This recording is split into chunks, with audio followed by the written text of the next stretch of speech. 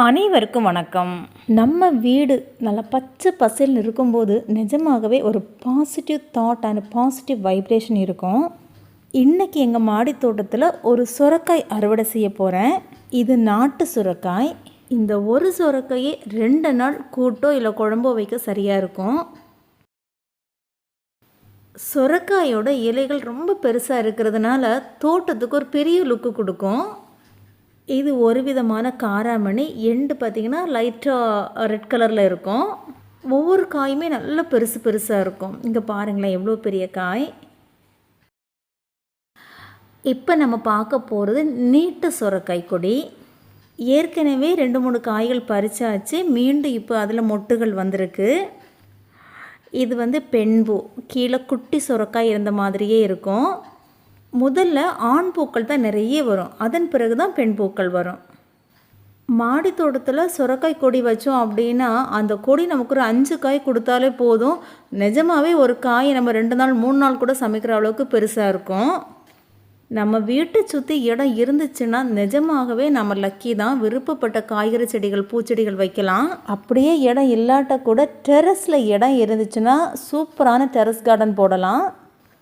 இப்போ நம்ம dragon fruit அறுவடை செய்ய போகிறோம். 2 ட்ராகன் ஃப்ரூட் இருக்குது, நல்லாவே படுத்துருக்கு. சைஸு கூட ரொம்ப குட்டியெல்லாம் கிடையாது, ஓரளவு மீடியம் சைஸாக தான் இருக்குது.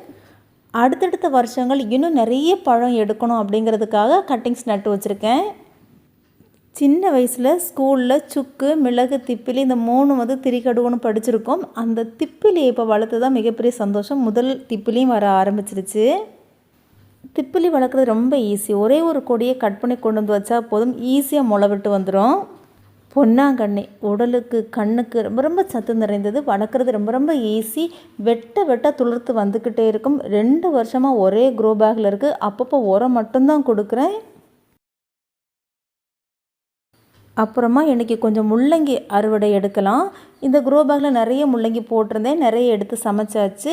வெள்ளை முள்ளங்கியும் இருக்குது, சிவப்பு முள்ளங்கியும் இருக்குது. சிவப்பு முள்ளங்கியோட இலை பார்த்திங்கன்னா வித்தியாசமாக இருக்குது. முள்ளங்கியோடைய இலையையும் சூப்பராக கீரை மாதிரி சமைச்சிக்கலாம். இது வெள்ளை முள்ளங்கி, லீஃப் வித்தியாசமாக இருக்குது பார்த்தீங்களா. தவசைக்கீரை நல்லா தளர் விட்டு தளன்னு வந்துக்கிட்டு இருக்குது.